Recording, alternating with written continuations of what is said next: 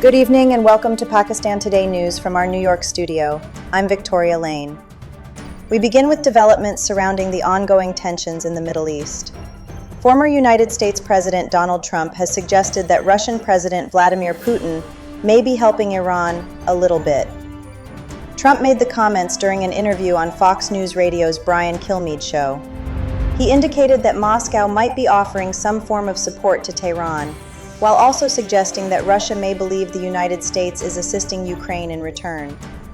The remarks come at a time of heightened global concern as the conflict involving Iran continues to attract international attention and raise fears of broader regional escalation. Meanwhile, shipping through one of the world's most critical energy corridors is slowly resuming under strict conditions.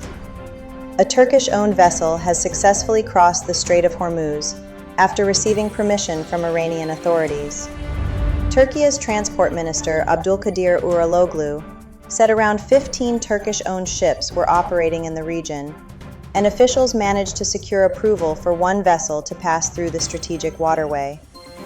Shipping activity in the Strait of Hormuz has been heavily disrupted due to the ongoing Middle East conflict, prompting concerns about global oil supplies and international trade routes. In North America, the Canadian government says thousands of its citizens have now returned home from the Middle East as the crisis continues.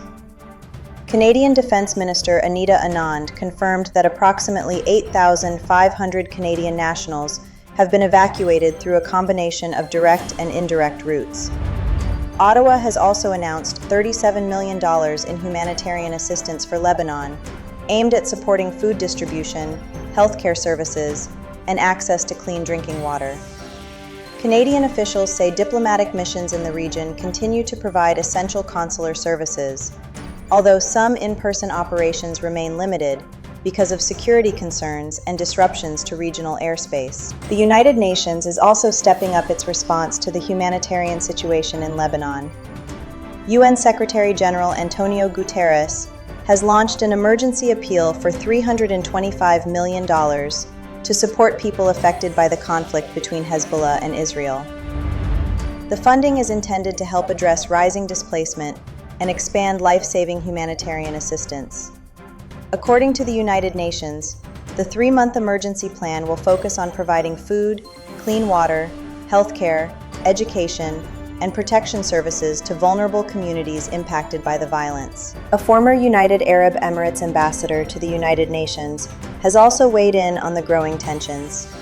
Lana Nusseibeh says Iran must halt attacks on neighboring countries before meaningful diplomacy can move forward. The senior Emirati diplomat expressed confidence that negotiations could eventually bring the conflict to an end, but emphasized that mediation would only be possible once the fighting stops. She also noted that regional governments were shocked by Iran's recent strikes and suggested that former U.S. President Donald Trump could ultimately play a role in helping facilitate a diplomatic solution. Now turning to developments in Pakistan. Pakistan's air defense system reportedly intercepted and shot down a suspected drone near Islamabad after loud explosions were heard in the federal capital and nearby Rawalpindi. Islamabad International Airport was temporarily shut down as a precaution, and flight operations were briefly suspended while security forces responded to the incident. Authorities say the drone was intercepted before it could reach a sensitive location, and no casualties or property damage have been reported. For more on this, we go to our Islamabad correspondent, Sarah Williams. Security officials say the suspected drone was detected by Pakistan's air defense systems before it entered restricted airspace near the capital. Witnesses reported hearing loud explosions shortly before security forces moved into the area and established a cordon. Authorities quickly suspended operations at Islamabad International Airport as a precaution while the situation was assessed.